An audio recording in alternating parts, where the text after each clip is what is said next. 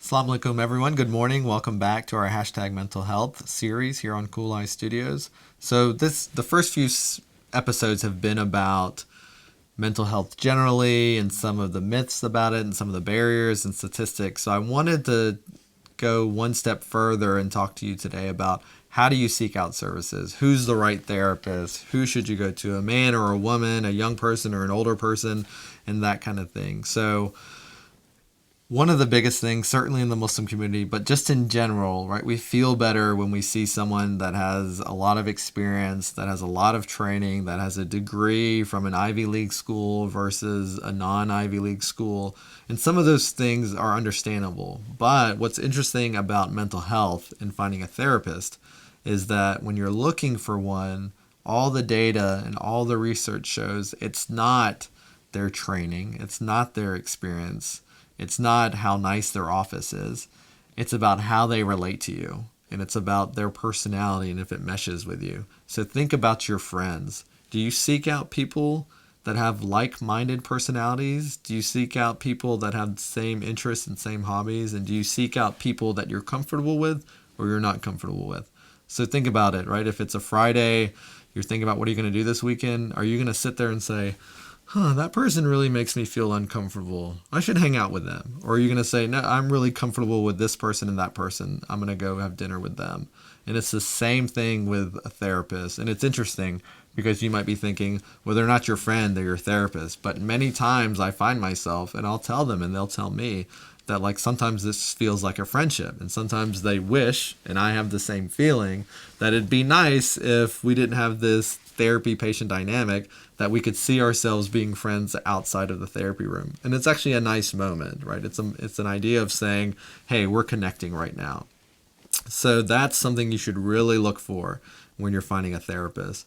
So how do you do that? How do you do that without knowing that person? Well, there's some really good websites to where you can learn about psychologists. There's a website called psychologytoday.com where you can see a picture of a psychologist or a therapist, and you can read a little bit about how they perceive therapy and how they approach therapy.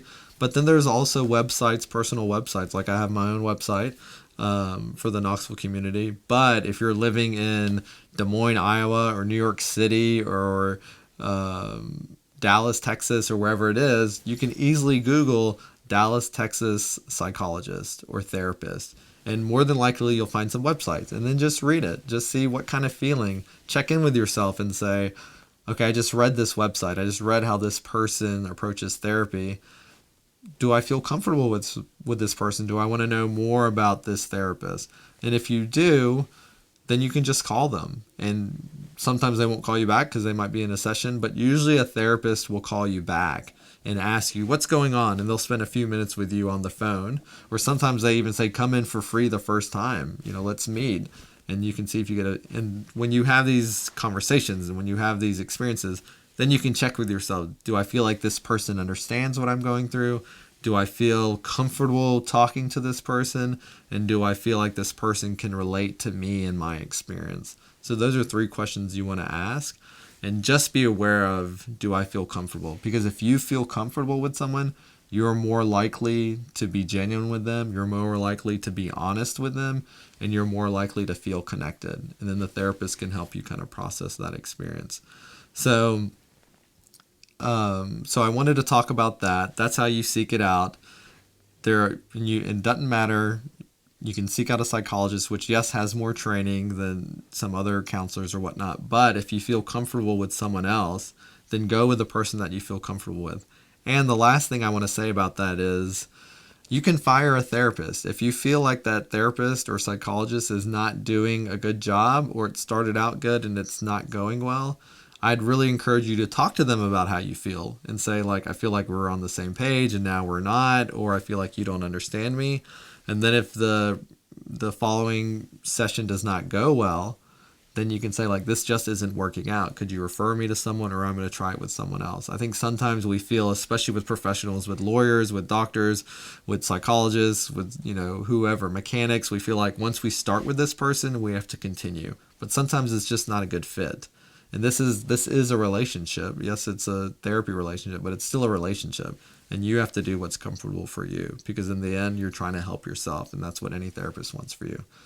So thank you for joining us for this series. And actually, we're going to continue on this, and we're going to do one more before we finish this introductory series. And then we're going to jump into topics related to mental health and families and stress and depression and anxiety. So inshallah, I hope you've enjoyed this. I hope it's been helpful. And we'll see you next week with our last episode of this introductory series of hashtag mental health. Follow us at CoolEyeStudios. You can follow me at Salmaan Toor, or you can check out my website for more information at www.tfcknoxville.com. Inshallah.